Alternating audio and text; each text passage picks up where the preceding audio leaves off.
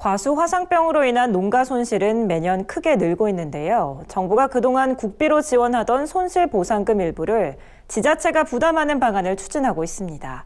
이에 대해 화상병이 발생한 지자체들은 지방재정 악화로 이어질 수 있다며 난색을 표하고 있습니다. 보도에 손현진 기자입니다.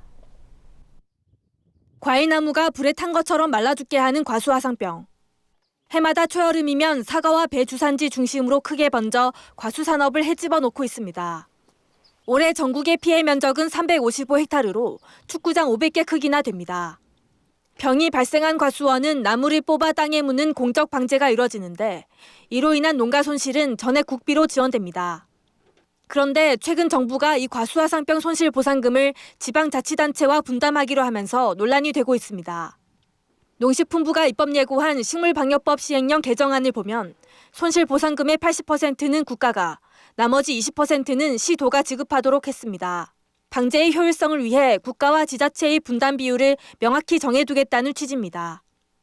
피해 지역 지자체들은 재정 부담에 난색을 표하고 있습니다. 손실보상금을 분담하게 되면 지방정부의 재정 악화가 우려된다는 겁니다.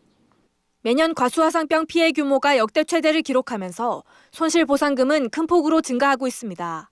올해는 지난해를 크게 웃도는 746억 원 이상 소요될 것으로 전망됩니다.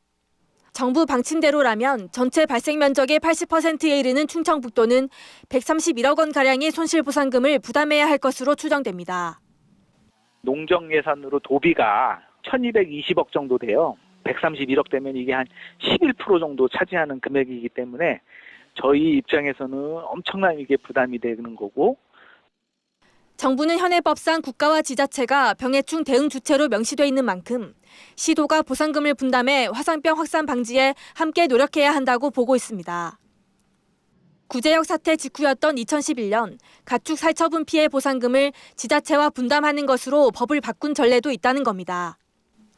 식물방역법 법률을 보면은 국가랑 지방자치단체가 손실보상금을 같이 분담하도록 돼 있어요. 가축은 이미 분담 규정이 시행령에 다 규정이 돼 있어서 하고 있는데 왜 식물병해충을 안 하고 있느냐, 이런 문제의식이 정부 내에 있었고. 지자체들은 손실보상금 분담에 앞서 화상병 원인 규명과 퇴치 방안 마련 등 정부 차원의 방제 시스템을 요구하는 대정부 건의안을 제출할 방침입니다. MBS 뉴스 손현진입니다.